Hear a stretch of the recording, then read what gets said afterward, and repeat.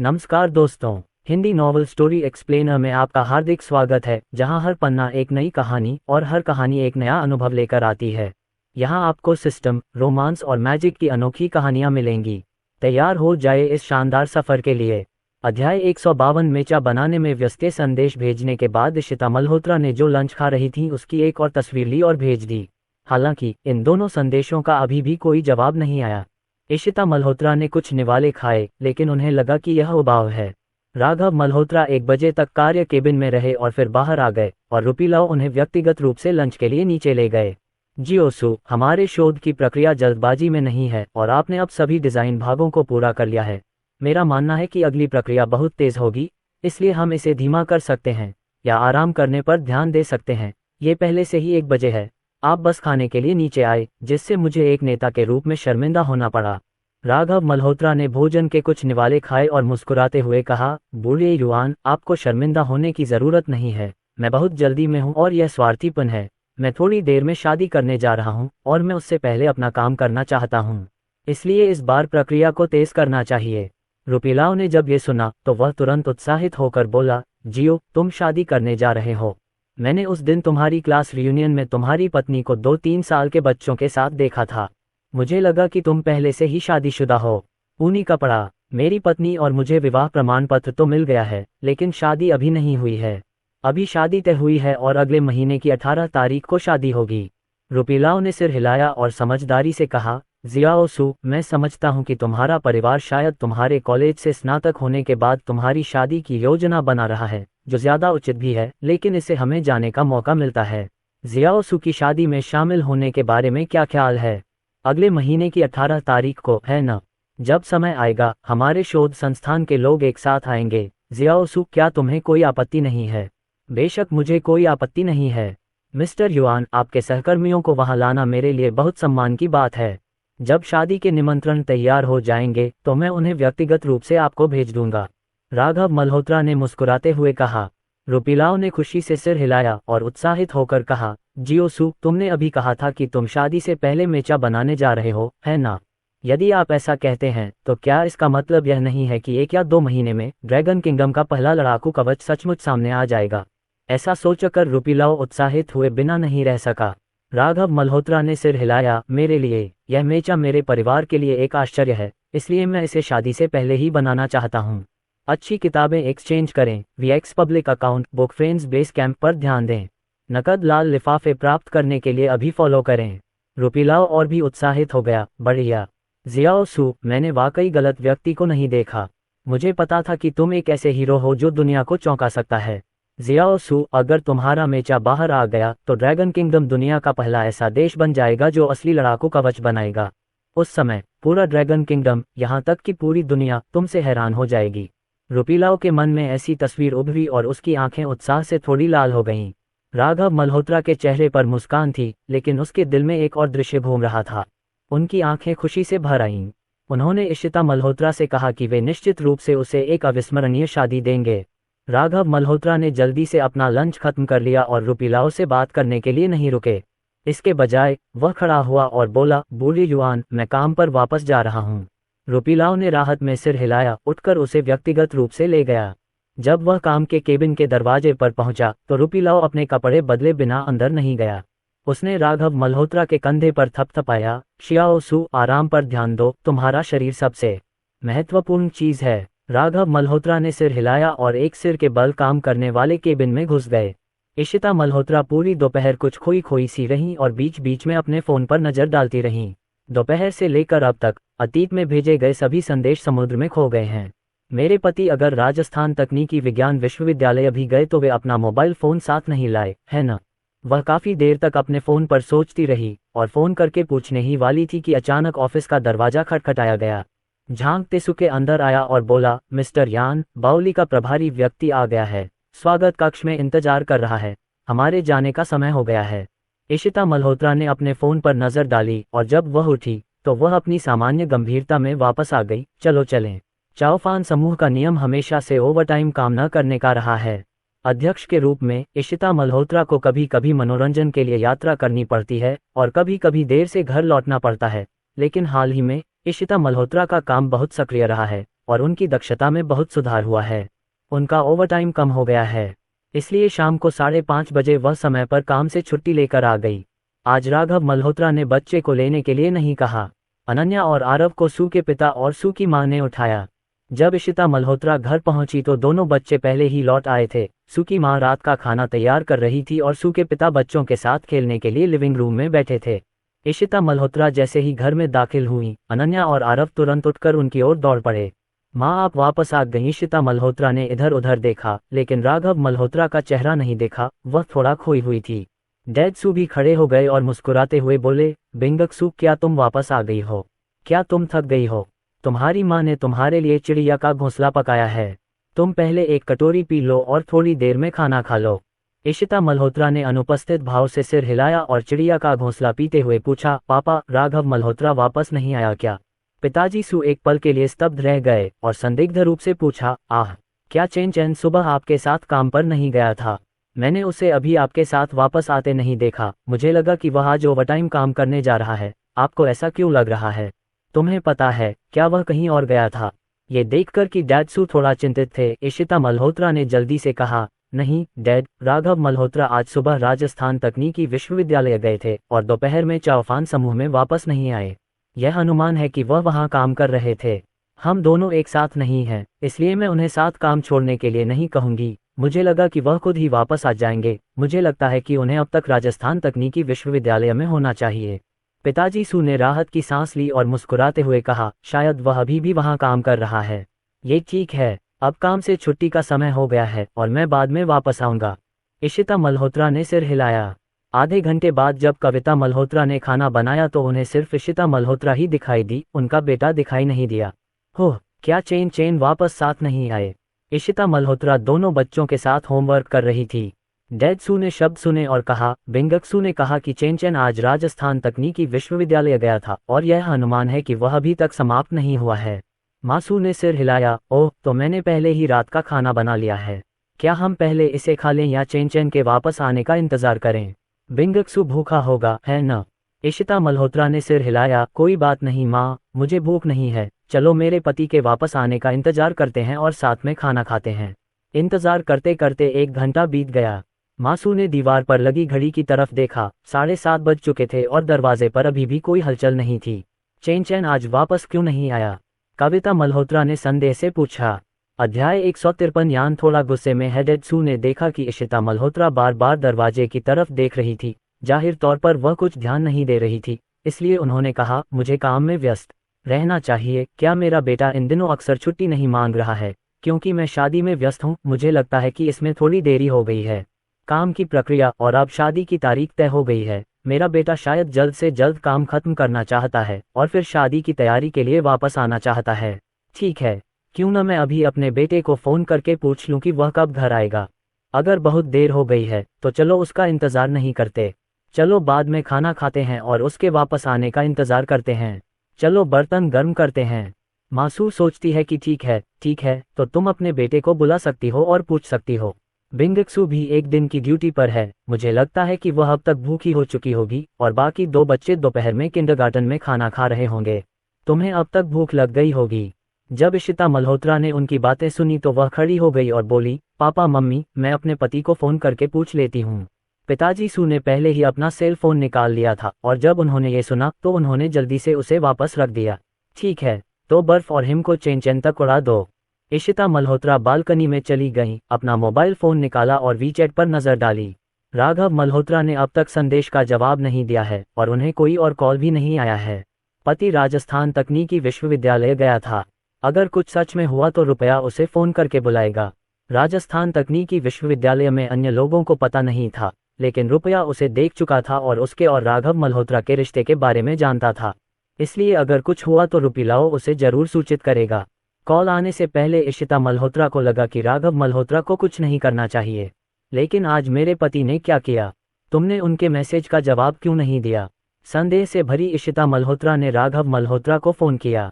Phone काफ़ी देर तक बजता रहा, जब तक कि इशिता मल्होत्रा को ऐसा महसूस नहीं हुआ कि वह अपने आप ही फ़ोन काटने वाली हैं और दूसरी तरफ से फ़ोन उठा लिया गया। अरे, बीवी फ़ोन के दूसरी तरफ से राघव मल्होत्रा की आवाज़ आई, लेकिन उसका लहजा बहुत खुशनुमा था। जब इशिता मल्होत्रा के लटकते दिल ने राघव मल्होत्रा की आवाज़ सुनी तो वह अपनी मूल जगह पर वापस आ गई, और उसके बाद जो हुआ वह एक हल्की शिकायत थी। पति की आवाज़ से ऐसा लग रहा था कि कोई समस्या नहीं है, लेकिन जब सब ठीक था तो उसने अपने वीचैट का जवाब क्यों नहीं दिया। इतने कम नुकसान के एहसास के साथ इशिता मल्होत्रा जल्दी से बोली, पतिदेव क्या कर रहे हो, अभी तक घर क्यों नहीं गए। राघव मल्होत्रा ने जब ये सुना तो उन्होंने तुरंत फ़ोन उठाया और उस पर समय देखा। अनजाने में ही पता चला कि 7:30 बज चुके हैं। जब उसने काम करना शुरू किया तो वह इतना समर्पित था कि उसने कभी अपने मोबाइल फ़ोन को नहीं देखा और समय बीतने पर ध्यान नहीं दिया। काम के केबिन में कोई अतिरिक्त खिड़कियां नहीं थीं और वह बाहर आसमान नहीं देख सकता था। उसे उम्मीद नहीं थी कि वह इतने लंबे समय तक काम से दूर रहेगा। राघव मल्होत्रा को अचानक थोड़ा दोषी महसूस हुआ और जल्दी से बोला, पत्नी, मैं ठीक हूँ, मैं अभी भी राजस्थान तकनीकी विश्वविद्यालय में ओवरटाइम काम कर रहा हूँ।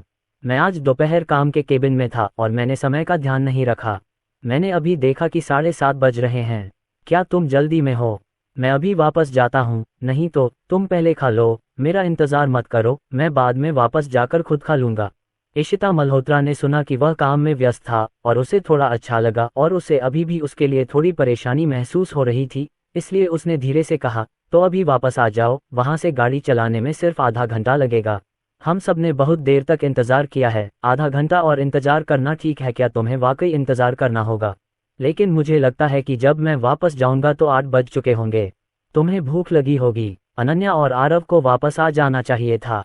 दोनों छोटे बच्चे आमतौर पर 6 बजे खाना खाते हैं। मुझे शायद इतनी देर से भूख लगी होगी, तो तुम पहले क्यों नहीं खा लेते? राघव मल्होत्रा ने कहा कि वह पहले से ही अपनी चीज़ें पैक कर रहे थे। जिस मेचा पर वह काम कर रहे थे उसे गुप्त के रूप में वर्गीकृत किया गया था और कार्य केबिन में एक अलग बंद कमरा था जहां वह अर्ध तैयार उत्पादों को रख सकते थे जिन पर वह अभी भी शोध कर रहे थे और अभी तक तैयार नहीं हुए थे। हर किसी के पास अपना कमरा है और केवल व्यक्तिगत आइरिस सिस्टम को चालू किया जा सकता है।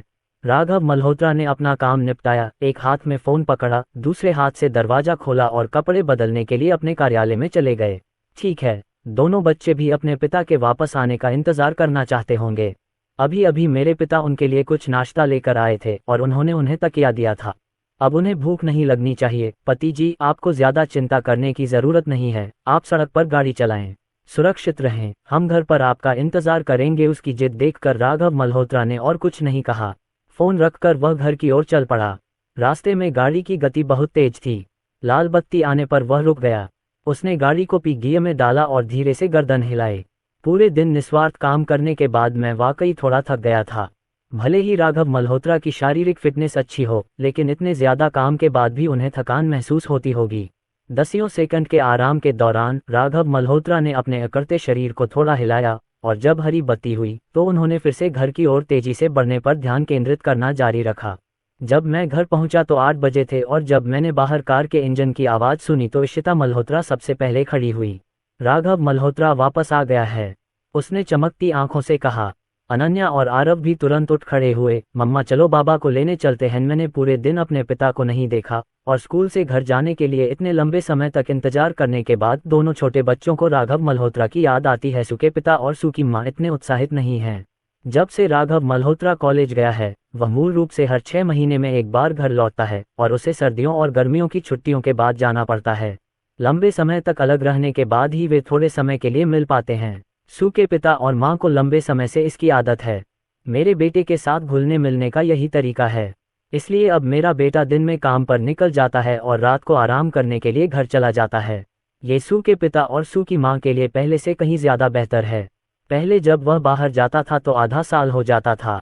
हर बार जब राघव मल्होत्रा बाहर जाता था तो सू के पिता और सू की माँ अनिच्छुक होते थे, लेकिन अब उनका बेटा मैं बस काम पर निकल जाता था। हालांकि मैं ओवरटाइम से थोड़ा देर से वापस आता था, लेकिन मेरा दिल इतना अशांत नहीं था।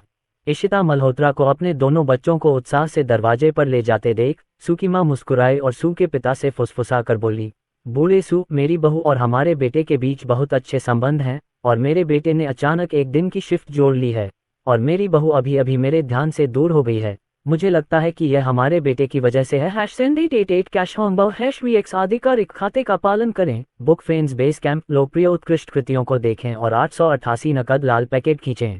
डेड सू ने भी स्वाभाविक रूप से इसे देखा। जब मॉम सू अभी भी रसोई में खाना बना रही थीं, तो उन्होंने देखा कि इशिता मल्होत्रा हमेशा दरवाजे की ओर देखती रहती हैं, समय समय पर भौहें सिकुड़ती हैं, जाहिर तौर पर अपने बेटे के घर आने का इंतजार कर रही हैं। उन्होंने मुस्कुराते हुए कहा, हालांकि 2 बच्चों अनन्या और आरव को जन्म दिया है। उन्होंने 3 साल से अधिक समय तक एक दूसरे को नहीं देखा है, और अब वे एक दूसरे के साथ फिर से मिले हैं। सामान्य अध्याय 154 2 बच्चों की समस्या। कविता मल्होत्रा की आंखें चमक उठीं और बोली, बूढ़ी सू चून की दोनों बच्चे अब इतने अच्छे रिश्ते में हैं और वे जल्द ही शादी करने जा रहे हैं। क्या आपको लगता है कि हमें लोहा गर्म रहते ही वार करना चाहिए और दूसरा बच्चा अनन्या और आरव पैदा कर लेना चाहिए? वह अब 3 साल से अधिक की हो गई है और उसकी बहू का शरीर लगभग बरामद हो जाना चाहिए। पिताजी सू ने उसकी ओर आंखें घुमाई और गुस्से से कहा, पत्नी आप बहुत उदार हैं। बच्चे एक अच्छे रिश्ते में हैं। जब वे दूसरा बच्चा चाहते हैं तो यह उनका अपना व्यवसाय है। आपको सिर्फ एक पोता और पोती मिली है, क्या आपको नहीं लगता कि यह पर्याप्त नहीं है? कविता मल्होत्रा ने 2 बार हंसते हुए दरवाजे पर खड़ी अनन्या आरव की तरफ देखा और कहा, मुझे नहीं लगता कि अनन्या और आरव पहले ही स्कूल जा चुके हैं। लंबे समय तक साथ रहने के बाद मेरा बेटा और बहू बोर हो जाएंगे। अगर इसमें एक और बच्चा हुआ तो मम्मी और पापा को हर दिन उन दोनों का ख्याल रखना पड़ेगा। हालांकि रिश्ता लंबे समय तक चलेगा। पिताजी सू ने अपना सिर हिलाया, अपनी पत्नी की ओर मुस्कुराते हुए देखा और कहा, ये स्पष्ट है कि आप अपने बच्चे पोते और पोती की देखभाल करना चाहती हैं। आपने कहा कि यह आपके बेटे और बहू के लिए है। अरे लाओ सू, इन दोनों चीजों में कोई टकराव नहीं है। आप देखते हैं कि दोनों बच्चे अब इतने अच्छे रिश्ते में हैं। हमें लोहा गर्म होने पर ही वार करना चाहिए और उन्हें जल्द से जल्द दूसरा बच्चा पैदा करने देना चाहिए, अन्यथा अनन्या और आरव भविष्य में बड़े हो जाएंगे। उस समय बच्चों की उम्र का अंतर बहुत अधिक था और वे एक साथ नहीं खेल पाएंगे। चान और आरव जुड़वा हैं और वे साथी के रूप में एक साथ खेल सकते हैं, इसलिए छोटा कितना अकेला है। वैसे दूसरा बच्चा पैदा करना है या नहीं, ये दोनों बच्चों पर निर्भर करता है। हम बूढ़े लोगों को इतनी चिंता नहीं करनी चाहिए। अब जबकि बेटे और बहू के बीच रिश्ता इतना अच्छा है तो उन दोनों को ही अंतिम फैसला लेना है। अगर तुम सच में दूसरा बच्चा चाहते हो तो हमें बात करने की जरूरत नहीं है। ठीक है, मेरा बेटा वापस आ गया है, इस बारे में बात मत करो। ठीक है, अपनी बहू को इसके बारे में मत बताओ। अगर तुम सच में इसके बारे में बात करना चाहते हो, जब बच्चों की शादी हो जाए तो चलो अपने बेटे से बात करते हैं। सबसे पहले अगर बेटा अपनी बहू को बताने के लिए सहमत होता है, बिंगक्सू बहुत अच्छी तरह से व्यवहार करता है और हम दोनों का सम्मान करता है। अगर हम जल्दबाजी में अपनी बहू को दूसरे बच्चे के बारे में बताते हैं, भले ही बच्चा अनिच्छुक हो, तो शायद मना करना आसान नहीं है। पिताजी सू की बातें सुनने के बाद सू की मां धीरे धीरे शांत हो गई, सिर हिलाया और कहा, बूढ़े सू आप अभी भी विचारशील हैं। ठीक है, फिर इस बारे में बाद में बात करते हैं, लेकिन मुझे लगता है कि बेटे और बहू के बीच संबंध अब इतने अच्छे हो गए हैं कि शायद अब बोलने की हमारी बारी नहीं होगी और दूसरा बच्चा पहले ही पैदा हो जाएगा, कविता मल्होत्रा ने खुश होकर कहा।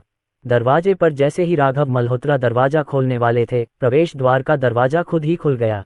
इशिता मल्होत्रा अनन्या और आरव के साथ दरवाजे पर खड़ी थीं और चेहरे पर मुस्कान लिए उनका स्वागत कर रही थीं।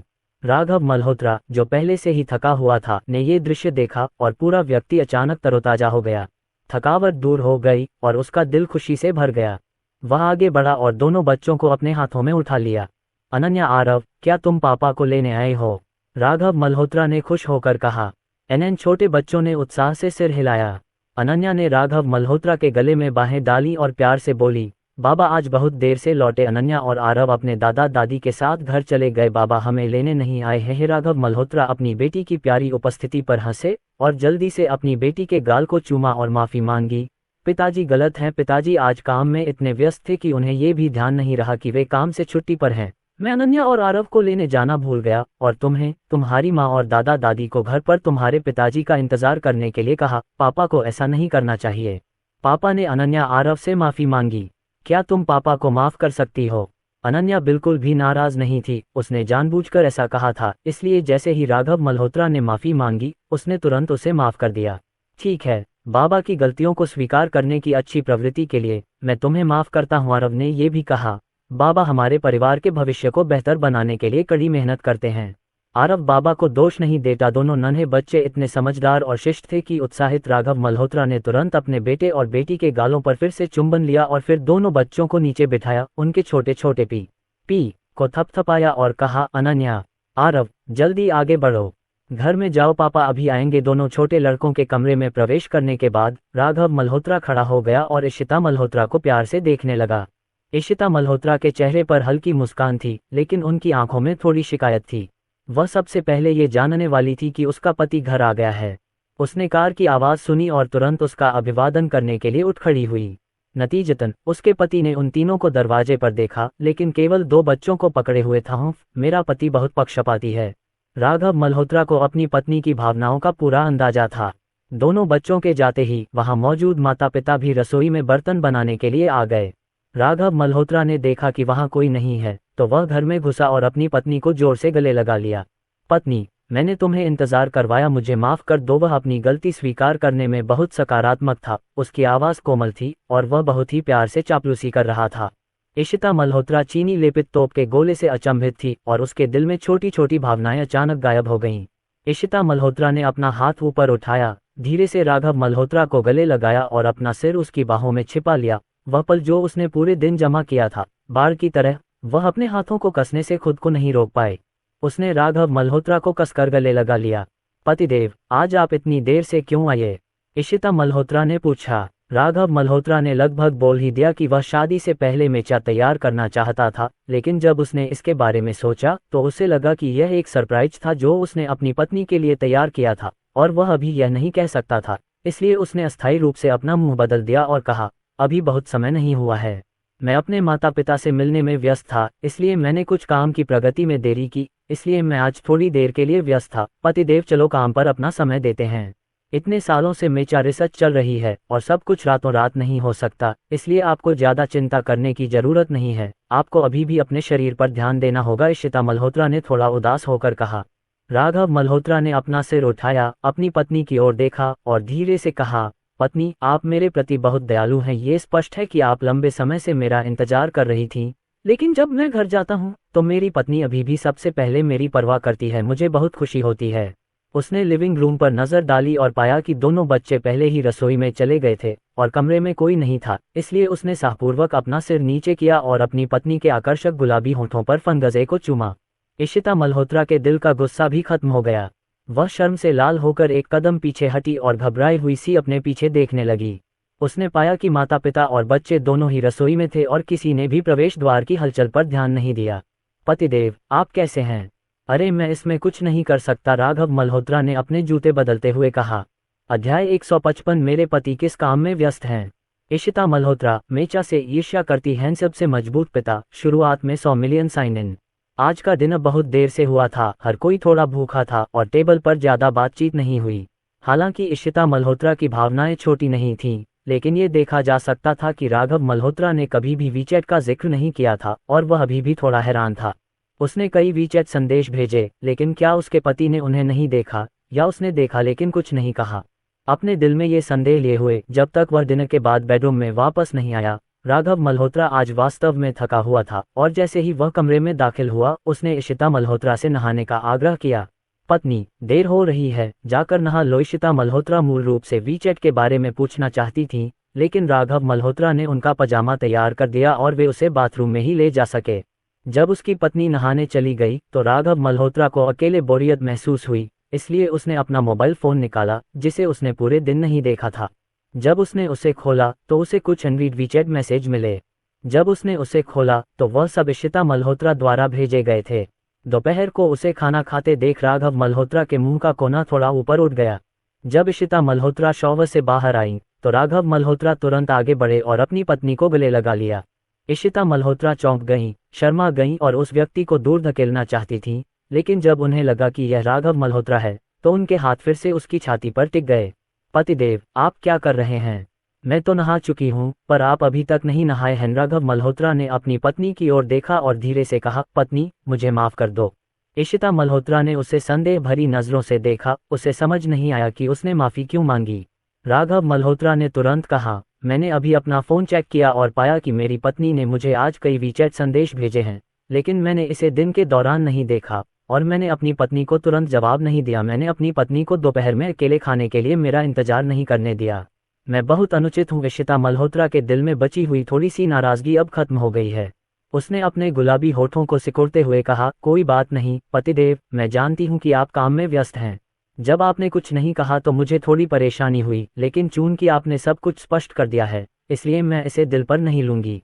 ठीक है पतिदेव, आप दिन भर थके रहे, जाइए नहा लीजिए। रात को जल्दी सो जाएंगे। राघव मल्होत्रा ने सिर हिलाया और भावुक होकर कहा, अच्छा, मेरी पत्नी वास्तव में अच्छी है, वह सौम्य और विचारशील है, मैं तुमसे प्यार करता हूँ। पत्नी राघव मल्होत्रा ने उसे एक चुंबन दिया और फिर बाथरूम में भाग गया। इशिता मल्होत्रा लाल गालों के साथ दरवाजे पर खड़ी थी, लेकिन वह किसी को पकड़ नहीं पाए। वह हंसने से खुद को नहीं रोक सकी। अगले दिन दोनों हमेशा की तरह साथ साथ काम पर गए और कल की थोड़ी बहुत अप्रियता भी समाप्त हो गई। आज राघव मल्होत्रा ने सुबह अलग होने से पहले ही इशिता मल्होत्रा को ये बात बता दी थी, पत्नी, मैं हाल ही में मेचा चीज़ों में व्यस्त हो सकता हूँ। ज़्यादातर समय मुझे राजस्थान तकनीकी विश्वविद्यालय में रहना चाहिए, इसलिए आपको दोपहर में साथ में खाने के लिए मेरा इंतजार करने की ज़रूरत नहीं है। बस शेफ को अकेले ही खाना बनाने दे। इशिता मल्होत्रा ने सिर हिलाया, लेकिन फिर भी वह ये कहने से खुद को नहीं रोक पाए, पतिदेव, अगर आप काम में व्यस्त हैं तो आपको लंच तो खाना ही पड़ेगा। अगर आप चाओफान ग्रुप के साथ नहीं हैं तो मैं शेफ से lunch Rajasthan technical university of sciences में भेजने को क्यों नहीं कहती।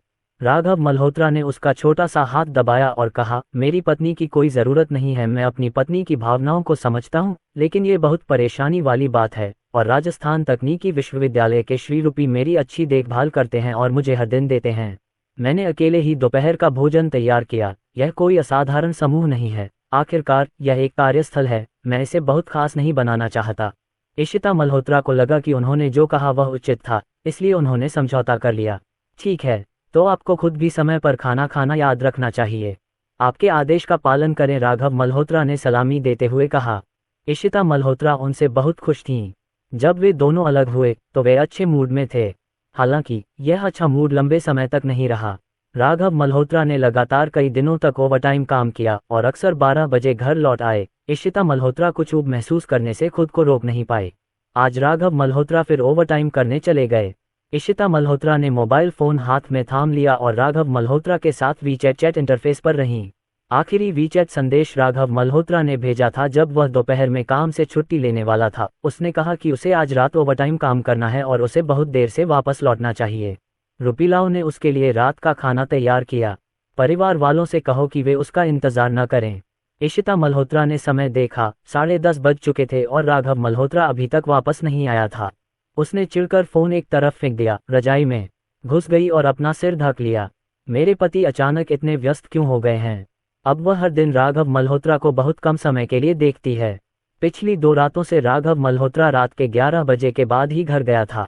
हालांकि वह राघव मल्होत्रा का इंतजार कर रही थी, लेकिन राघव मल्होत्रा के इंतजार में लौटने के बाद वे दोनों एक शब्द भी नहीं बोल पाए। जब वह नहाकर बाहर आई तो लगभग सो गई थी। यह इशिता मल्होत्रा की पहले की अपेक्षा से अलग है। शुरू में सोचा था कि उन दोनों ने शादी की तारीख तय कर ली है, उसके बाद परिवार में अगली व्यस्त थीम 1 महीने बाद होने वाली शादी होनी चाहिए। उसे और राघव मल्होत्रा को अभी भी काम पर जाना है। काम करते हुए वे शादी में व्यस्त होंगे। घर जाकर शादी के विवरण पर चर्चा करेंगे। लेकिन अब राघव मल्होत्रा हर रात ओवरटाइम काम करते हैं और बहुत देर से वापस आते हैं। वे दोनों एक दूसरे से कुछ भी नहीं बोल पाते। शादी के बारे में बात करना तो दूर की बात है। ऐसा लगता है कि दोनों तरफ के माता पिता ही व्यस्त हैं। हालांकि इशिता मल्होत्रा को लगा कि वे वास्तव में शादी में मदद नहीं कर सकते, फिर भी उन्हें रीति रिवाजों के मामले में अपने माता पिता के लिए निर्णय लेने थे। दोनों के माता पिता यहाँ से थे, इसलिए उन्हें शादी की तैयारी में मदद करने का अधिक अनुभव होना चाहिए। लेकिन राघव मल्होत्रा इस तरह देर तक नहीं रह सकते थे। घर जाओ, उन दोनों की शादी को अभी बहुत कम समय हुआ है और उनके रिश्ते को विकसित करने में हर दिन अधिक समय लगता है। अब रिश्तों को बेहतर बनाने की बात तो दूर, रात में होने वाला सामान्य वैवाहिक जीवन भी प्रभावित हो रहा है।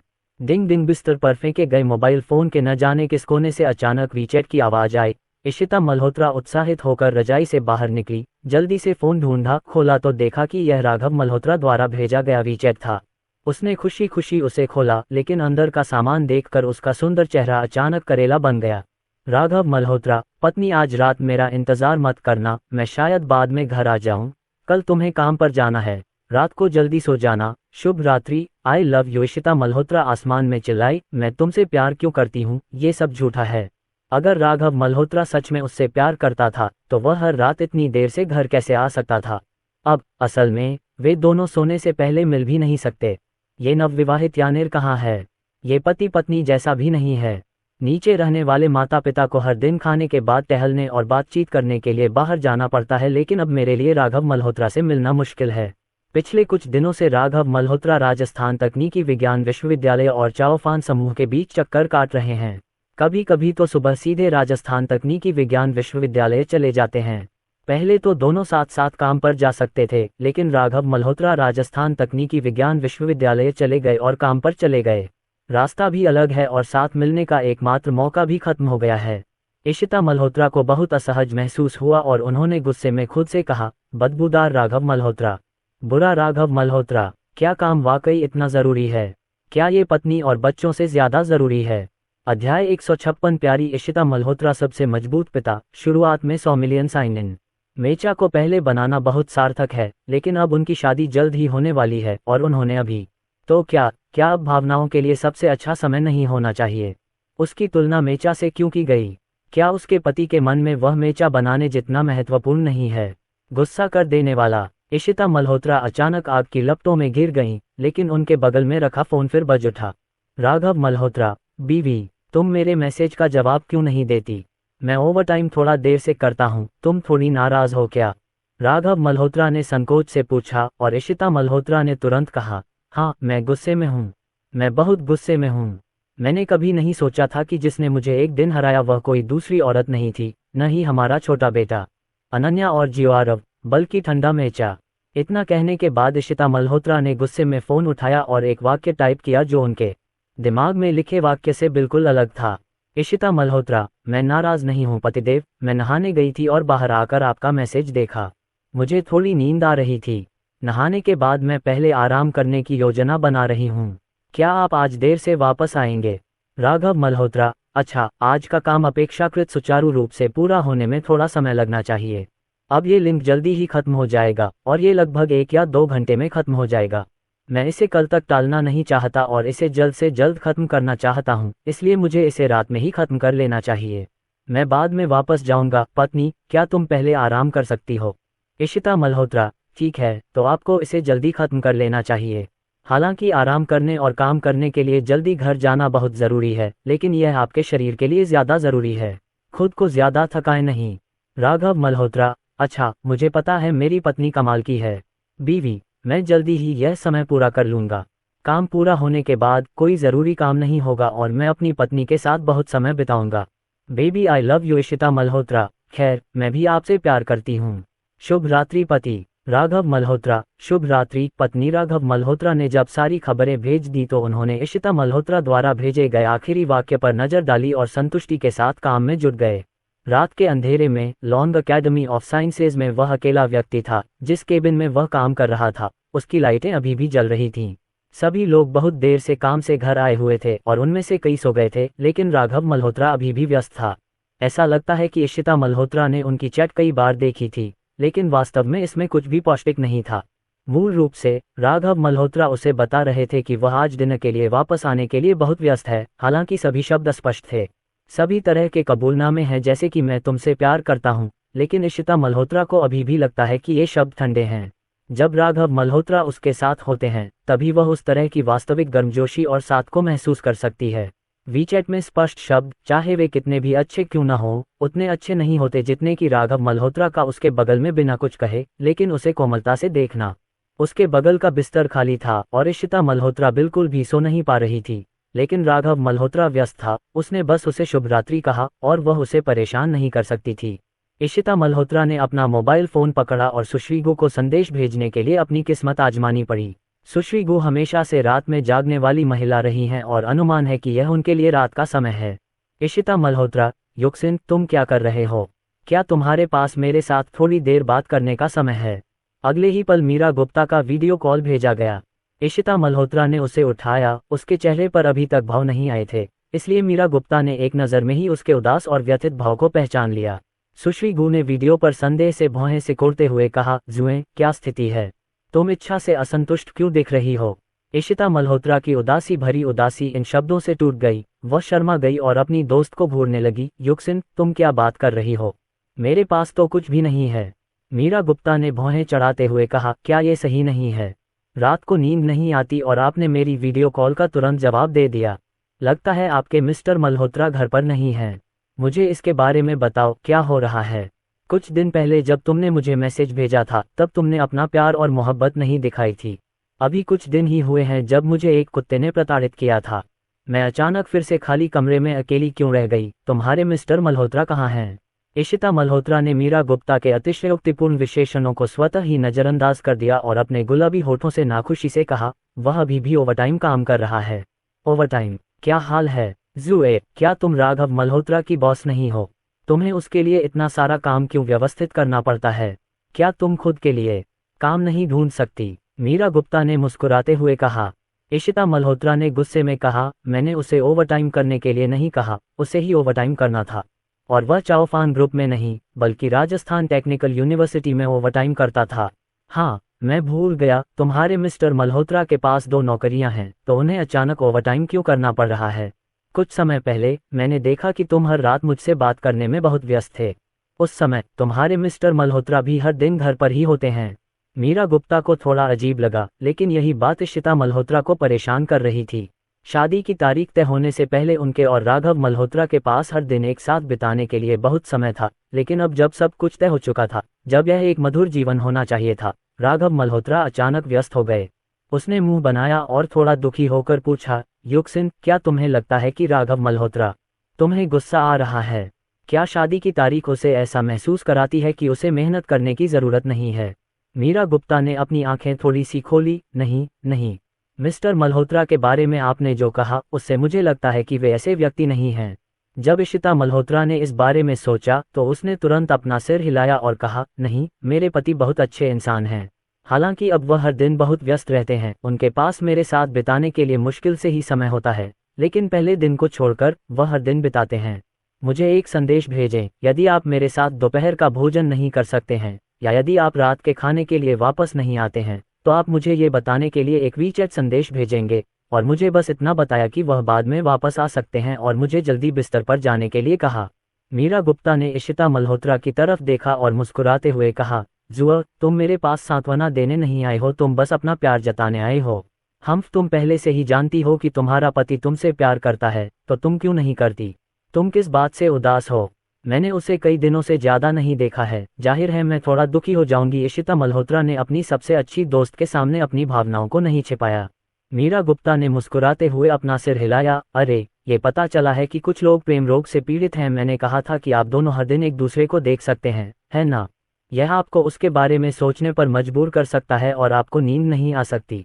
टीएस प्यार की खट्टी गंध, मैं वास्तव में इसे हजारों किलोमीटर दूर से भी सूंघ सकती हूँ। इशिता मल्होत्रा ने शर्माते हुए मुस्कुराते हुए कहा, युक्सिन, मुझ पर मत हंसो। जब तुम उस व्यक्ति से मिलोगे जो तुम्हें पसंद है, तो तुम्हें पता चल जाएगा। बस मैं हर दिन, हर मिनट और हर सेकंड उसके साथ रहना चाहती हूँ। उसे देखो। अध्याय 157। आज राष्ट्रपति बहुत उग्र हैं, सबसे मजबूत पिता, शुरुआत में 100 million sign in. Meera Gupta ने सहमति में सिर हिलाया, मुझे पता है, आपके प्रदर्शन से ये देखना मुश्किल नहीं है। मुझे याद है कि मेरी जुएर एक वर्कहॉलिक हुआ करती थी और उसके पैर हर दिन जमीन को नहीं छूते थे। ये प्यार है बेबी। दोनों के बीच आधे घंटे से अधिक समय तक बातचीत हुई और इशिता मल्होत्रा का मूड काफी बेहतर हो गया और उसे अभी भी अपना मूड ठीक करने के लिए बात करनी थी। इशिता मल्होत्रा को नींद आने लगी थी, इसलिए उसने मीरा गुप्ता को गुड नाइट कहा और खुद भी सोने चली गई। उसने जानबूझकर एक छोटी सी नाइट लाइट जला रखी थी, इस डर से कि कहीं राघव मल्होत्रा को रात में वापस आने में असुविधा न हो। अगली सुबह इशिता मल्होत्रा जब जागी तो सबसे पहले उन्होंने अपने बगल में देखा। उसके बगल में पड़ा बिस्तर खाली था, लेकिन स्पष्टतः कोई उस पर सोया था तथा रजाई आधी से अधिक बिछाई गई थी। इशिता मल्होत्रा थोड़ी निराश थीं। उन्होंने हाथ बढ़ाकर अपने बगल में बिछी चादर को छुआ, लेकिन उन्हें अब तापमान का एहसास नहीं हो रहा था। क्या राघव मल्होत्रा जल्दी उठ गए? उसने जल्दी से नहाया और नीचे चली गई। नीचे केवल माँ सूही नाश्ता कर रही थी। इशिता मल्होत्रा को देखकर कविता मल्होत्रा ने तुरंत हाथ हिलाया, बिंगक्सु, क्या तुम उठ गई हो? आओ और नाश्ता करो। आज का नाश्ता चेन ने खास तौर पर खरीदा है। मैंने तुम्हारी पसंदीदा क्रिस्टल झींगा पकौड़ी खरीदी है। इशिता मल्होत्रा अपने पसंदीदा झींगा पकौड़े खाते हुए चली आई और बोरियत महसूस करने लगी। उसने पूछा, माँ, राघव मल्होत्रा कहाँ है? कविता मल्होत्रा ने कहा, वह खाना खाने के बाद ये कहकर चले गए कि वह काम पर जा रहे हैं। मासू ने इशिता मल्होत्रा की आंखों में थोड़ा नुकसान देखा। वह ये भी जानती थी कि उसका बेटा हाल ही में बहुत व्यस्त था। अगर वह आज सुबह जल्दी नहीं उठती तो शायद वह अपने बेटे को नहीं देख पाती। कल रात सोते समय उसने और डैड सू ने इस बारे में बात की। दंपति बेहतर थे, लेकिन वे अपने बेटे को थोड़े समय के लिए न देखने के आदी थे, लेकिन बहू शायद थोड़ी नाखुश थी। तो मासू ने उसे गर्म दलिया का एक कटोरा दिया और कहा, बिंगक्सू, चेन चैन इन दिनों थोड़ा व्यस्त लग रही है। मुझे लगता है कि वह जल्दी से सारा काम खत्म करना चाहती है और फिर तुम दोनों की शादी की तैयारी पर ध्यान केंद्रित करने के लिए वापस आ जाएगी। इशिता मल्होत्रा जानती थी कि सू की माँ उसे दिलासा दे रही है, इसलिए उसने मुस्कुराते हुए कहा, ठीक है, मैं समझती हूँ माँ, मैंने खाना खा लिया है और मैं काम पर भी जा रही हूँ। मासू ने इशिता मल्होत्रा की अकेली पीठ को देखा और हल्की सी आह भरी। अगले 2 दिनों में राघव मल्होत्रा अभी भी व्यस्त था। अक्सर रात के 1 बजे तक ओवरटाइम काम करता था और फिर घर चला जाता था। इशिता मल्होत्रा ने 2 दिनों से उसे नहीं देखा था और वह बहुत परेशान थी। रेखा शर्मा को इस बात का पूरा एहसास था, क्योंकि उन्होंने पाया था कि राष्ट्रपति हाल ही में खराब मूड में थे। श्री मल्होत्रा पूरे दिन राजस्थान तकनीकी विज्ञान विश्वविद्यालय में भागते रहे और हर बार जब वे चाओफान समूह में लौटते तो वे थोड़ी देर बाद चले जाते और शेनलांग अंत नहीं देख पाता। राष्ट्रपति हमेशा अपने फोन को देखते रहते हैं, उनका चेहरा पहले से अधिक ठंडा रहता है। परियोजना विभाग के प्रभारी व्यक्ति आज काम की प्रगति की रिपोर्ट देने आए थे। बैठक 1.5 घंटे तक चली है और इशिता मल्होत्रा बहुत अधीर हैं। झांग टेसुके सावधानी से उसके बगल में बैठ गया और समय समय पर अपना सिर घुमाकर इशिता मल्होत्रा के चेहरे को देखने लगा। उसका चेहरा ठंडा था और उसकी भावशून्यता थोड़ी डरावनी लग रही थी। परियोजना विभाग के प्रभारी व्यक्ति ने भी इस बात को नोटिस किया, इसलिए वह अपने काम की रिपोर्ट करते समय बहुत सावधान था। सामान्य समय में तो इससे सख्ती से पेश आया जाता है, लेकिन अब इसे सतर्क कहा जा सकता है। हर नंबर का सामना बहुत सावधानी से किया जाता है, इस डर से कि कहीं कुछ गलत न हो जाए और बंदूक की नाल पर चोट न लग जाए। लेकिन फिर भी इशिता मल्होत्रा अभी भी गुस्से में थी। उसने घड़ी पर समय देखा, मुंह सिकोड़ी और बोली, क्या तुम्हें आज की रिपोर्ट के बारे में आने से पहले पता नहीं था, या ये सारी रिपोर्टें झूठी हैं? मंच पर उपस्थित परियोजना प्रबंधक भय से कांप उठा और तुरंत अपना सिर नीचे करके बोला, अध्यक्ष जी, ये रिपोर्टें मैंने स्वयं लिखी हैं। फिर भी आप अपरिचित लग रहे हैं।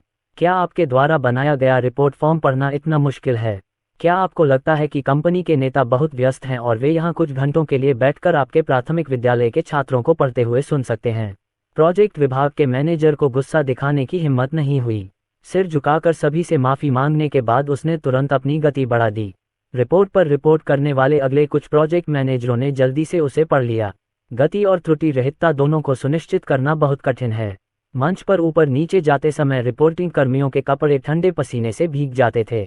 मूल योजना 3 घंटे की रिपोर्टिंग मीटिंग की थी, लेकिन ये 2.5 घंटे से भी कम समय में समाप्त हो गई। फिर भी इशिता मल्होत्रा का चेहरा खराब हो गया। लंबे समय तक उनके चले जाने के बाद कार्यालय में परियोजना नेताओं ने राहत की सांस ली। बड़े लोगों ने एक दूसरे की तरफ देखा और किसी को कमजोर स्वर में ये कहने में काफी समय लगा, क्या हो रहा है? लगता है आज राष्ट्रपति का मूड ठीक नहीं है। एक अन्य व्यक्ति ने कहा, हाँ, मैं अभी बहुत डर गया था, लेकिन सौभाग्य से वह मैं नहीं था जो मंच पर आया और मेरी आलोचना की गई, अन्यथा मुझे वहीं घुटने टेकने पड़ते। जिसकी आलोचना की गई थी वह रोने वाला था, मैं डर के मारे घुटने टेकने वाला हूँ। ठीक है, लेकिन इसके बारे में बात करते हुए क्या हमारे राष्ट्रपति के साथ हाल ही में कुछ गड़बड़ नहीं है?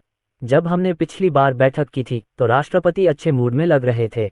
अविश्वसनीय, मुझे याद है कि उस समय यह जियाउल था और मुझे गलतियां करने के लिए आलोचना नहीं मिली और राष्ट्रपति ने मुस्कुराते हुए उससे ध्यान देने के लिए कहा, आज ऐसा क्यों है? जियाउल, जिसका नाम लिया गया था, ने अपना हाथ उठाया और धीमी आवाज में कहा, क्या आपको लगता है कि हमारे राष्ट्रपति अब इस तरह के रिश्ते में हैं? मुझे लगता है कि प्यार में लोग ऐसे ही होते हैं, वे अच्छे और बुरे मूड में होते हैं। जब उसने ये कहा तो ऐसा लगा जैसे किसी स्वप्नदर्शी को जगा दिया गया हो और सभी ने तुरंत सिर हिला दिया। मुझे लगता है कि यह बहुत समान है। राष्ट्रपति को प्यार होना चाहिए। मुझे नहीं पता कि सीईओ का बॉयफ्रेंड कौन है। अगर हम जान लें तो हम सीईओ को हर दिन अच्छे मूड में रखने के लिए कड़ी मेहनत कर सकते हैं। अब इसे कौन बर्दाश्त कर सकता है? भगवान मेरा भला करें। मैं अपने 3 साल के अकेलेपन का उपयोग राष्ट्रपति और उनके प्रेमी के बीच सौहार्दपूर्ण संबंध बनाने के लिए करने को तैयार हूं और चियू को फिर से कष्ट न सहने दूं। रेखा शर्मा इशिता मल्होत्रा के पीछे पीछे चल रही थीं और बीच बीच में उन्हें अपनी गति कुछ बढ़ानी पड़ रही थी, अन्यथा वे इशिता मल्होत्रा के साथ नहीं चल पाती, जो 8 सेंटीमीटर ऊंची हील के साथ उड़ती हुई चल रही थीं। वह मन ही मन चिल्लाए, मिस्टर मल्होत्रा, जल्दी वापस आओ। राष्ट्रपति ऐसे हैं, मैं इसे बिल्कुल बर्दाश्त नहीं कर सकता। राजस्थान तकनीकी विश्वविद्यालय में मेकचा बनाने में व्यस्त राघव मल्होत्रा को स्पेशल असिस्टेंट रेखा की आवाज़ बिल्कुल भी सुनाई नहीं दी। मेकचा की प्रारंभिक तैयारी तो वह पहले ही कर चुका था। इकट्ठे हुए पुर्जों को देखकर राघव मल्होत्रा का मूड अच्छा था। सब कुछ बहुत ही आसानी से हो गया। हालांकि वह इस सप्ताह बहुत थका हुआ था, लेकिन छोटे छोटे परिणाम देखकर वह बहुत खुश और उत्साहित था। यह अभी तक किसी को नहीं दिखाया गया है, यहाँ तक कि ओल्ड रूपी और इशिता मल्होत्रा को भी नहीं। जब इशिता मल्होत्रा वापस ऑफिस पहुंची तो उन्होंने अपने हाथ में पकड़ा फोल्ड तुरंत टेबल पर फेंक दिया और एक झटके में असिस्टेंट सक्सेना इतनी डर गईं कि उन्हें हिलने की हिम्मत नहीं हुई। अध्याय 158 सबसे मजबूत पिता। शुरुआत में 100 मिलियन साइन इन। क्या राघव मल्होत्रा वापस आ गए हैं? इशिता मल्होत्रा ने पूछा। असिस्टेंट सक्सेना को पूछने की जरूरत ही नहीं पड़ी, क्योंकि उन्होंने मशीन और प्लस विभाग के सहायकों को किसी भी समय निगरानी रखने के निर्देश दिए थे। जैसे ही राघव मल्होत्रा वापस आते वे तुरंत उन्हें बुला लेती, चाहे वह किसी भी समय हो, चाहे वह कोई मीटिंग ही क्यों न हो।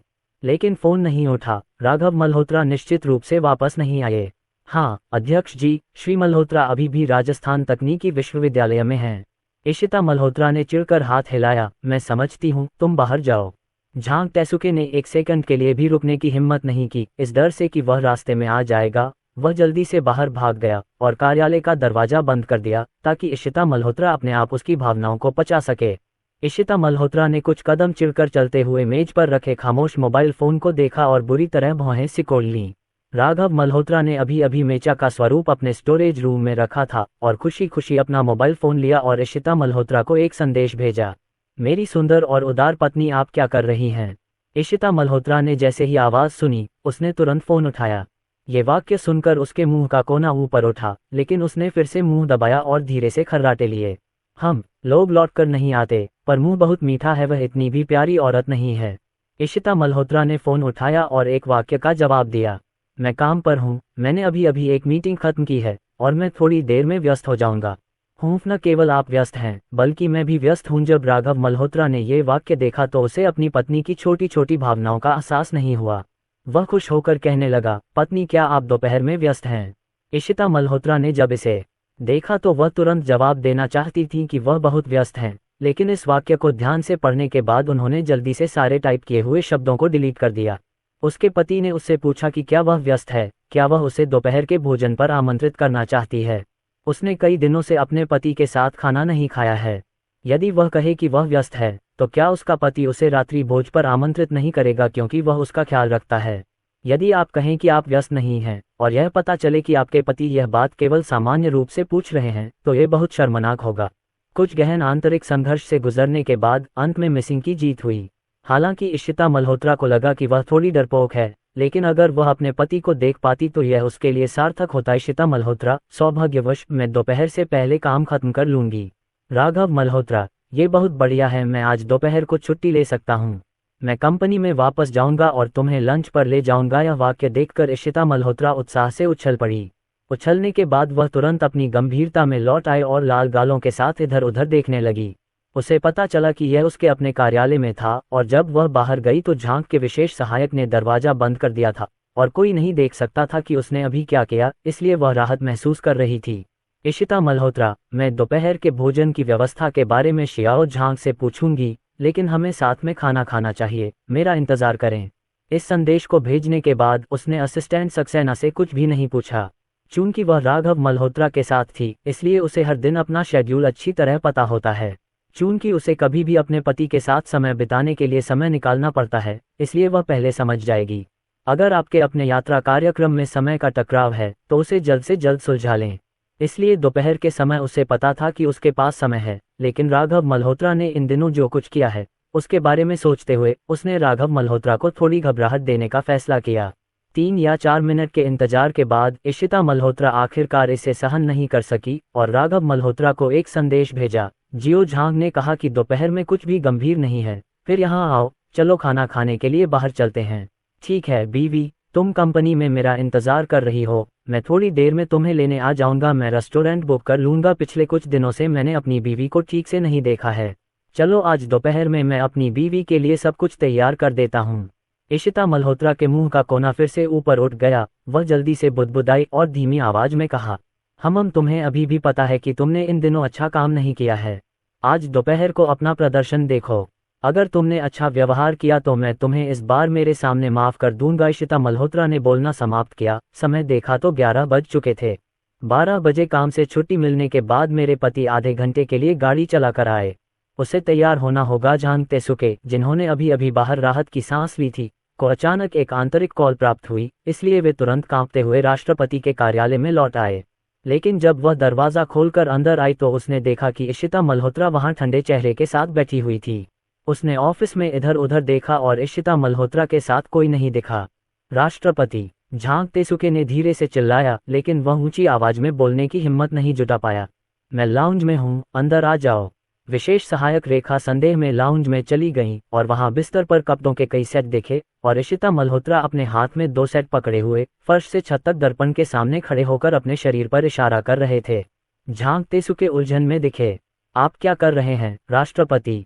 इतना अच्छा, तुम अचानक कपड़े बदलने क्यों आ गए? वह खुद को रोक नहीं सकी और अपना फोन निकाल कर देखा और उसने कॉल मिस नहीं की। मिस्टर यान, क्या आप मुझे ढूंढ रहे हैं? इशिता मल्होत्रा ने बिना पीछे देखे कहा। अच्छा, मुझे याद है पिछली बार मैंने तुमसे कुछ नए कपड़े मंगवाने में मदद मांगी थी। अभी मैंने उन्हें कैबिनेट में नहीं देखा। उन कपड़ों के सेटों का क्या तुमने उन्हें मेरे ऑफिस में नहीं रखा?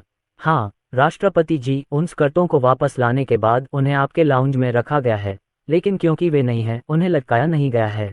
उन्हें मोड़कर वहां दराज में रख दिया गया है। मुझे मदद चाहिए। क्या आपने उन्हें बाहर निकाला? अच्छा, इसे बाहर निकालो।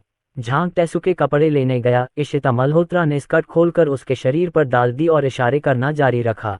सहायक सक्सेना एक क्षण के लिए स्तब्ध रह गए, फिर बोल पड़े, अध्यक्ष जी, आपको इन चमकीले रंगों वाली स्कर्टों से कब प्यार हो गया? सप्ताह के दिनों में इशिता मल्होत्रा के कपड़े बहुत उदार और सभ्य होते हैं, आमतौर पर काले, सफ़ेद और ग्रे रंग के काउच सूट, जो उनके लिए विभिन्न व्यावसायिक कार्यक्रमों में भाग लेने के लिए बहुत उपयुक्त होते हैं।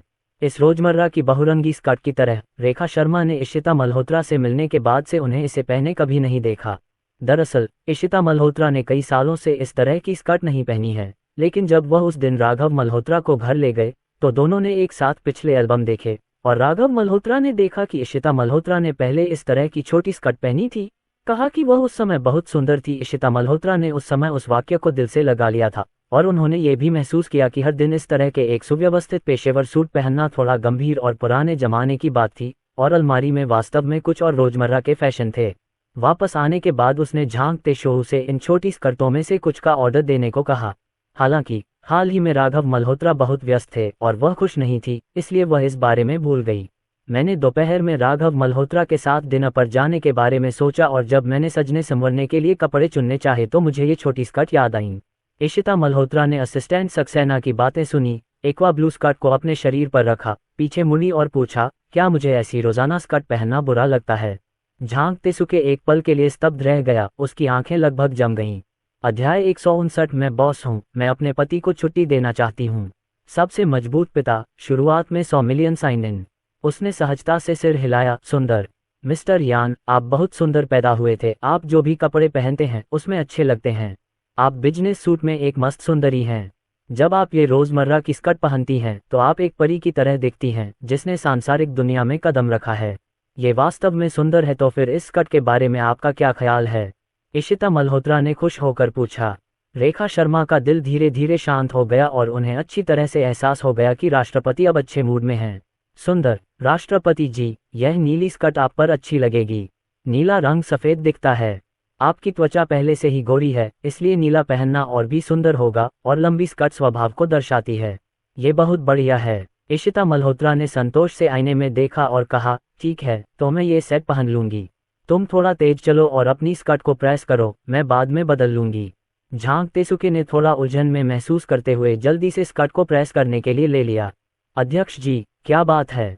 क्या ऐसा हो सकता है कि श्री मल्होत्रा वापस आ रहे हैं? ये निश्चित है। एकमात्र चीज जो सीईओ के मूड को इतनी जल्दी बादल से धूप में बदल सकती है, वह केवल अद्भुत श्री मल्होत्रा हैं। जब इशिता मल्होत्रा अपनी स्कर्ट का इंतजार कर रही थी, तभी मीरा गुप्ता का फोन आया। जुए, कैसी हो तुम? क्या आज तुम्हारा मूड ठीक है? उस रात बातचीत के बाद भी वह इशिता मल्होत्रा की मानसिक स्थिति को लेकर थोड़ी चिंतित थी। इशिता मल्होत्रा ने अपनी आवाज धीमी की और हल्के उत्साह के साथ कहा, कोई बात नहीं। हालांकि राघव मल्होत्रा इन 2 दिनों में बहुत व्यस्त रहे हैं। उन्होंने मुझे बस एक संदेश भेजा है कि दोपहर में उनके पास करने के लिए कुछ नहीं है और वे मेरे साथ दोपहर का भोजन करना चाहते हैं। उन्होंने कहा कि मेरी भरपाई के लिए वे मुझे खाने के लिए बाहर ले जाएंगे। मीरा गुप्ता फोन पर दूसरी तरफ मुस्कुराई। यो किसी की दुम ऊपर जाने वाली है। हाँ बेबी, अभी तो तुम्हारे मिस्टर मल्होत्रा तुम्हें बहुत परेशान कर रहे हैं। उन्होंने कहा था कि वे तुम्हें दोपहर को बुलाएंगे। बाहर जाकर खाना खाओ और तुम तुरंत खुश हो जाओगी। इशिता मल्होत्रा ने अहंकार से कहा, मेरे पास नहीं है, मेरे पास बस बहुत सारे वयस्क हैं, बस उसे सुधारने का मौका दो। हम मीरा गुप्ता ने बिना कहे ही ये देख लिया और मुस्कुराते हुए बोली, ठीक है जुए, जो कहना है कहो। वैसे तुमने कहा था कि तुम्हारे मिस्टर मल्होत्रा आजकल बहुत व्यस्त हैं, मुझे लगता है कि नहीं तो दोपहर के मौके का फायदा उठाओगी और अच्छी रहोगी। चलो उनसे बात करते हैं, कहीं ऐसा न हो कि उनके व्यस्त होने पर तुम्हारा मूड खराब हो जाए। इशिता मल्होत्रा को लगा कि ये बातें सही हैं, इसलिए उन्होंने गंभीरता से सोचा और कहा, हाँ, लेकिन मैं क्या कहूँ? अगर मैं सीधे तौर पर कहूँ कि वह ऐसा नहीं कर सकता तो क्या ऐसा लगेगा कि मैं थोड़ी कंजूस हूँ? हर कोई वयस्क है और उन्हें अपना काम करना है। कभी कभी जब मैं व्यस्त होता हूँ तो मुझे बहुत देर से घर जाना पड़ता है। मैं राघव मल्होत्रा से वो काम नहीं करवा सकता जो मैं खुद नहीं कर सकता। जुआ, अगर तुम चाहती हो कि मैं कहूँ कि तुम बहुत समझदार हो, तो कौन सी लड़की प्यार में होने पर इतनी चिड़चिड़ी नहीं होती? तुम समझती हो कि राघव मल्होत्रा काम में व्यस्त है, तो उसे समझना होगा कि तुम उसके साथ रहना चाहती हो। लड़की, कभी कभी थोड़ा मनमौजी होना ठीक है, क्या उपन्यास की नायिका भी थोड़ी मालिक नहीं है? इशिता मल्होत्रा को उससे मजा आया और उसने सोचने के बाद अपना सिर हिलाया। भूल जाओ, मैं वाकई उस तरह की छोटी मोटी शैली नहीं सीख सकती। दरअसल ऐसा नहीं है कि जब राघव मल्होत्रा काम में व्यस्त होते हैं तो मैं लापरवाह हो जाती हूँ, मैं बस थोड़ी दुखी होती हूँ। तुम कहते हो, क्या वाकई मेचा वाली बात हम दोनों के रिश्ते से ज्यादा महत्वपूर्ण हो सकती है? काम धीरे धीरे भी किया जा सकता है। राघव मल्होत्रा और मैं साथ रहने के बाद हमने काम और परिवार के बीच सामंजस्य बिठा लिया। वह ऐसा ही है और मुझे लगता है कि उसके दिल में मेरा दर्जा मेचा से ज्यादा नहीं है। इशिता मल्होत्रा ने अपने गुलाबी होंठ फुलाए और दुखी होकर कहा। उसके दुखी चेहरे को देखकर मीरा गुप्ता ने बस इतना ही कहा, जुआ, इतना मत सोचो, तुम्हें पता होना चाहिए कि तुम चाओफान ग्रुप की बड़ी बॉस हो। हालांकि राघव मल्होत्रा के पास 2 नौकरियां हैं, लेकिन वह भी चाओफान ग्रुप का ही कर्मचारी है। इस तरह से तुम उसे छुट्टी दे दो, उसे चाओफान ग्रुप के काम की परवाह करने की जरूरत नहीं है। उसे तो बस राजस्थान तकनीकी विश्वविद्यालय की परवाह है। क्या उसके पास तुम्हारे साथ घर जाने का समय नहीं है? इशिता मल्होत्रा की आंखों में खुशी के भाव थे। उन्होंने खुश होकर कहा, हाँ, मैं उसे छुट्टी दे सकती हूँ। वह इन दिनों काम में बहुत व्यस्त है। अब वास्तव में छुट्टी लेने और अच्छे से आराम करने का समय आ गया है। जब आप बाद में खाना खाएंगे तो यही कहेंगे, युक्सिन, तुम बहुत होशियार हो, तुम्हारे अच्छे विचार के लिए धन्यवाद। मीरा गुप्ता ने जब देखा कि वह इतनी मूर्ख है तो वह अपना सिर हिलाने से खुद को रोक नहीं सकी।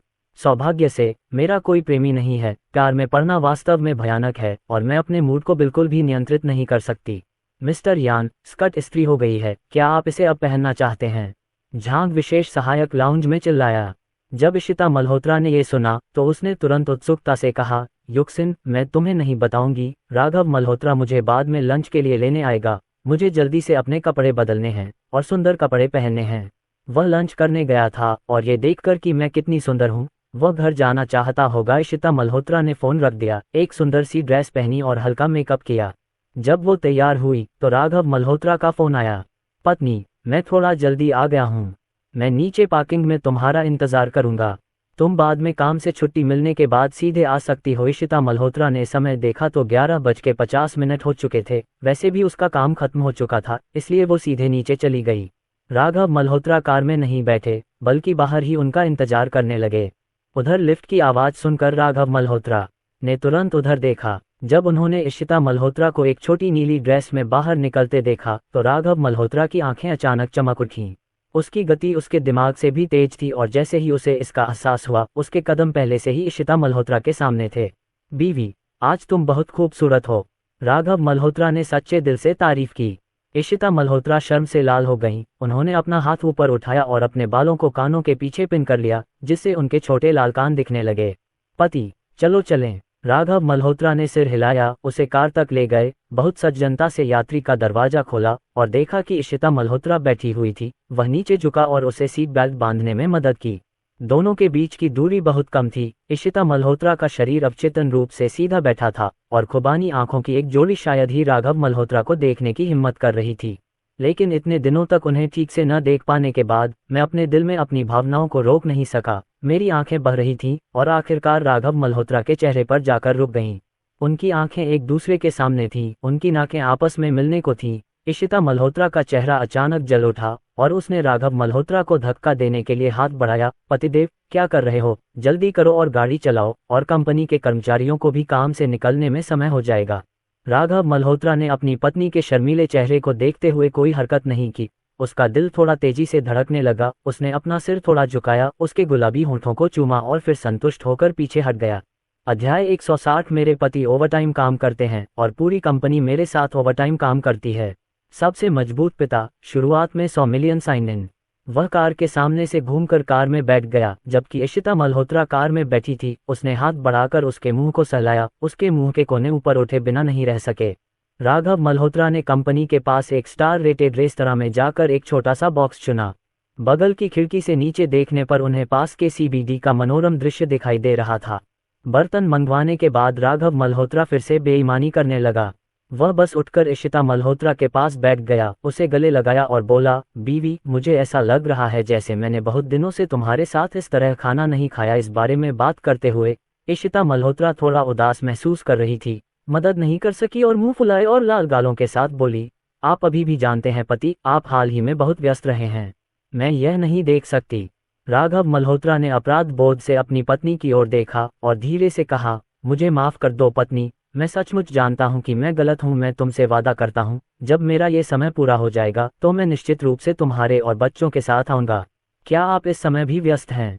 क्या ये जीवन जारी नहीं रहना चाहिए? इशिता मल्होत्रा के दिल में तुरंत खतरे की घंटी बज गई। वह ऐसा नहीं चाहती थी, तो उसने जल्दी से कहा, पति, मेरे और बच्चों के साथ रहना सबसे महत्वपूर्ण बात नहीं है। सबसे महत्वपूर्ण बात आपका शरीर है। आपको हाल ही में आराम करने का ज्यादा समय नहीं मिला है, यहाँ तक कि पिछले सप्ताहांत भी। कंपनी में ओवरटाइम काम करना, लोग कोई मशीन नहीं है, वे दिन में 24 घंटे कैसे काम कर सकते हैं? खैर, मैंने इसके बारे में सोचा है। आप हाल ही में बहुत व्यस्त रहे हैं और काम पर चीजें अच्छी चल रही होंगी। हालांकि आपने पहले कुछ दिन की छुट्टी ली थी, लेकिन अब आपने इसकी भरपाई कर ली है और यह पर्याप्त से अधिक है। हमारी योजना की प्रगति पहले की है, इसलिए मुझे लगता है कि मेचा अनुसंधान को कुछ समय के लिए अलग रखा जा सकता है।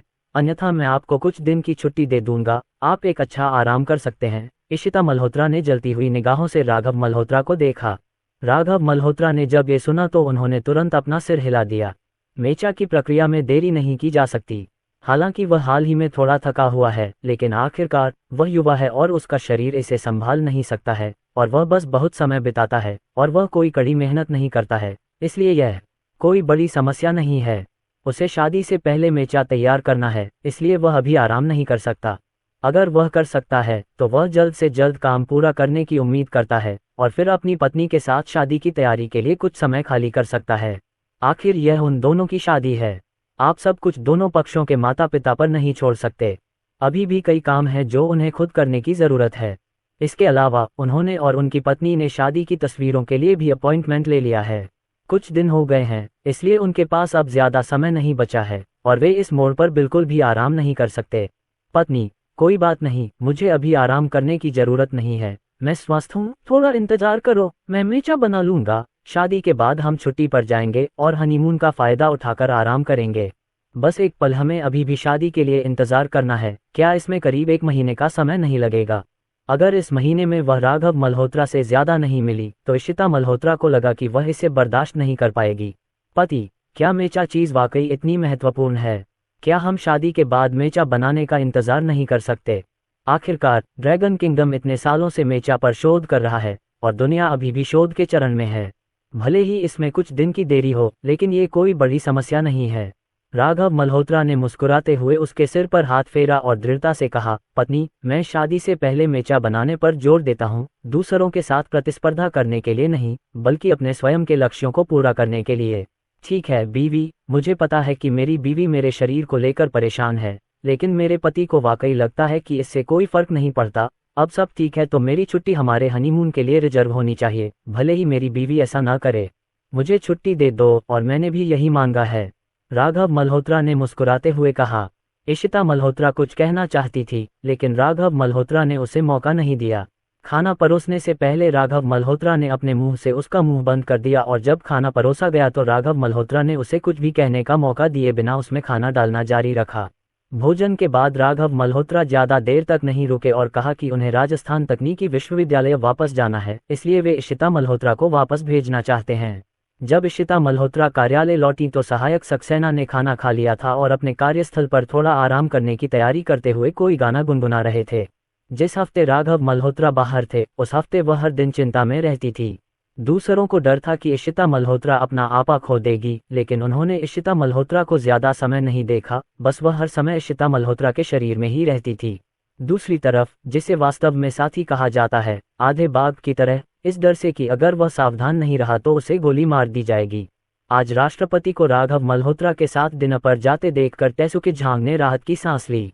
उसे लगा कि राष्ट्रपति और श्री मल्होत्रा के बीच का विवाद अब सुलझ जाना चाहिए, और राष्ट्रपति जब वापस आएंगे तो उनका मूड भी अच्छा होना चाहिए।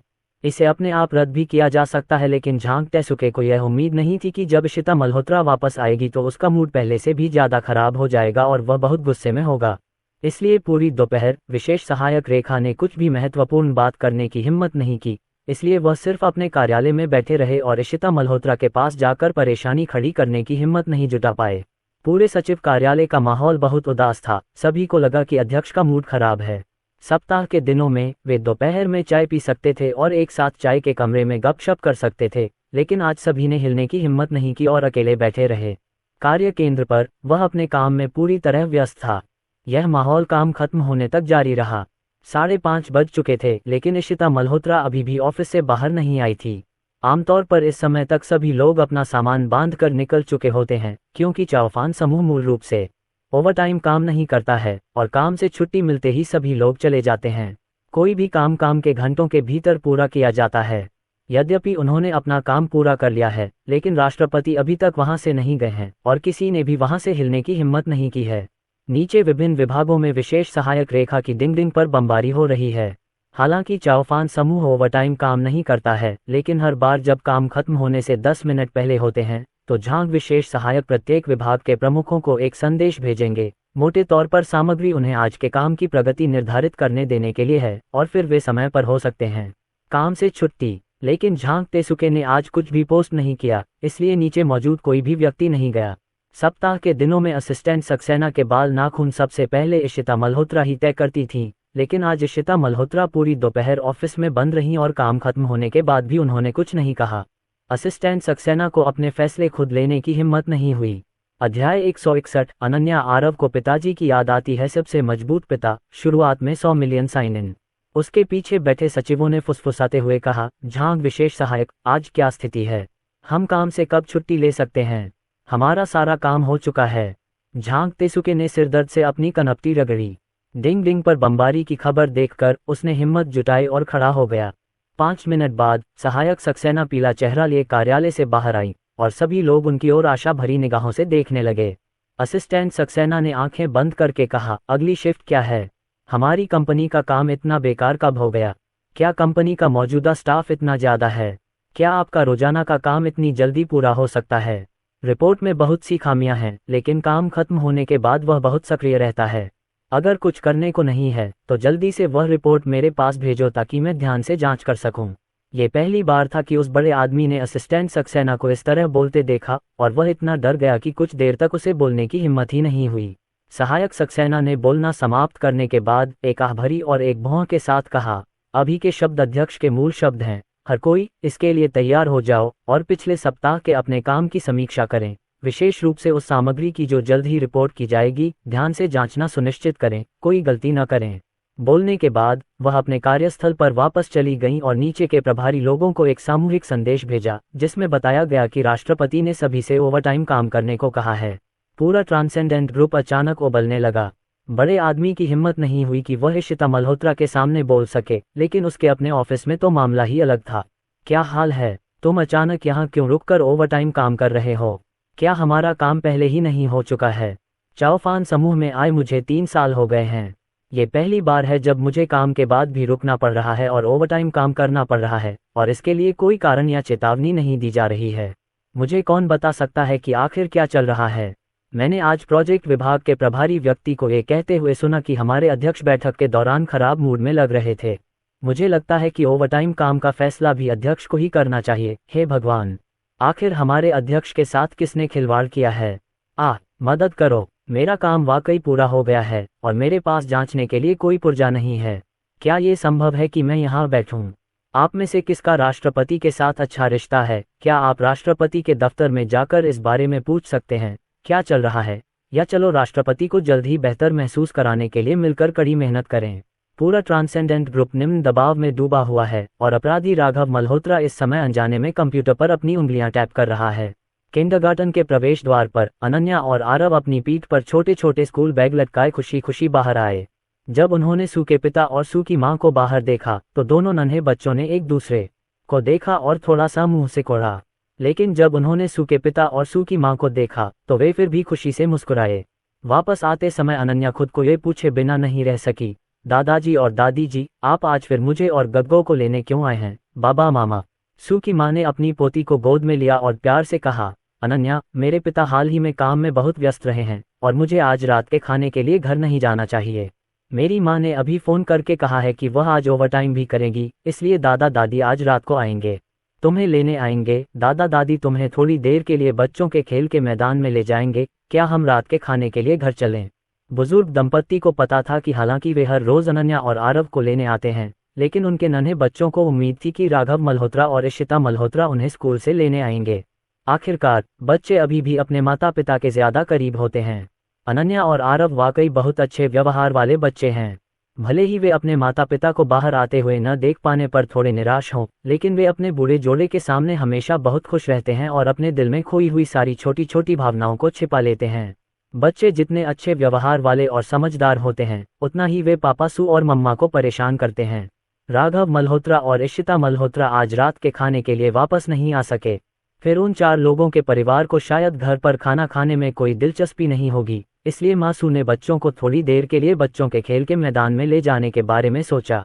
अनन्या की आंखों में थोड़ी निराशा थी, लेकिन दादी की बातों के सामने उसने फिर भी अपना सिर उठाया और मुस्कुरा कर कहा, ठीक है। अनन्या को बच्चों के खेल के मैदान में जाना सबसे ज्यादा पसंद है। दादी कितनी अच्छी है। माँ और पिताजी सू दोनों बच्चों को विला के पास बड़े सुपरमार्केट में ले गए।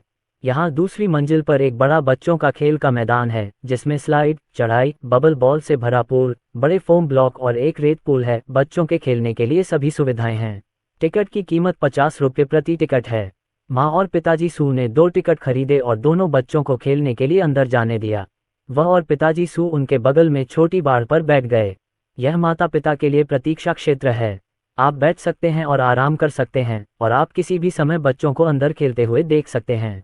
अनन्या और आरव अंदर जाने के बाद वहां पर बनी बड़ी स्लाइड पर चढ़ने लगे, लेकिन जब अनन्या ऊपर चढ़ी तो वे तुरंत नीचे नहीं फिसले, बल्कि बीच में बने सुरंग के छेद में रुक गए। जब आरव वहां से गुजरा तो उसने देखा कि उसकी बहन रो रही थी। वह तुरंत दौड़कर आगे आया, अपनी बहन के पास घुटनों के बल बैठा, अनन्या के आंसू पोंछे और चिंता से पूछा, अनन्या, तुम्हें क्या हुआ है? अनन्या ने अपना सिर उठाया, उसकी आवाज़ जोर से रुंध गई और उसका चेहरा उदासी से भर गया। उसने रोते हुए पूछा, गिगल, क्या बाबा और माँ तलाक लेने जा रहे हैं? आरव एक पल के लिए स्तब्ध रह गया, भौहें सिकोड़कर बोला, अनन्या, तुम क्या सोच रही हो? बाबा और मामा की तो अभी शादी ही नहीं हुई है, उनका तलाक कैसे हो सकता है? भाई की बातें उसे याद दिलाती प्रतीत हुई, इसलिए अनन्या ने नाक सिकोड़ते हुए कहा, गिगल, क्या तुम बिना शादी के तलाक नहीं ले सकते? आरव ने सिर खुजाते हुए अनिश्चितता से कहा, होना तो चाहिए। तलाक तो तभी मिल सकता है जब तुम शादीशुदा हो, पर बाबा और मामा की तो अभी शादी ही नहीं हुई है, और बाबा और मामा ठीक हैं, फिर वे तलाक क्यों लेंगे? अनन्या, तुम्हें क्या हो गया? अनन्या ने अपने आंसू पोंछने के लिए अपने मांसल छोटे हाथ उठाए और रुंधे गले से बोली, गिगल, मुझे लगता है कि बाबा और मम्मा आजकल कुछ ठीक नहीं चल रहे हैं। मैं कई दिनों से बाबा के साथ नहीं खेली हूँ। आज तो माँ भी घर नहीं जाएंगी।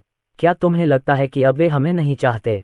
आरव अपनी बहन की बात से थोड़ा दुखी था, लेकिन वह एक लड़का था और उसकी बहन पहले ही रो चुकी थी, इसलिए वह उसे सांत्वना देना चाहता था। नहीं अनन्या, इस बारे में मत सोचो, बाबा और तुम हमसे बहुत प्यार करते हैं, वे हमें नहीं छोड़ेंगे। स्टोरी पसंद आई तो लाइक और शेयर करना न भूलें। हमारे टेलीग्राम चैनल को ज्वाइन करने से आपको नई स्टोरीज और अपडेट्स मिलते रहेंगे। ज्वाइन करने के लिए लिंक पर क्लिक करें।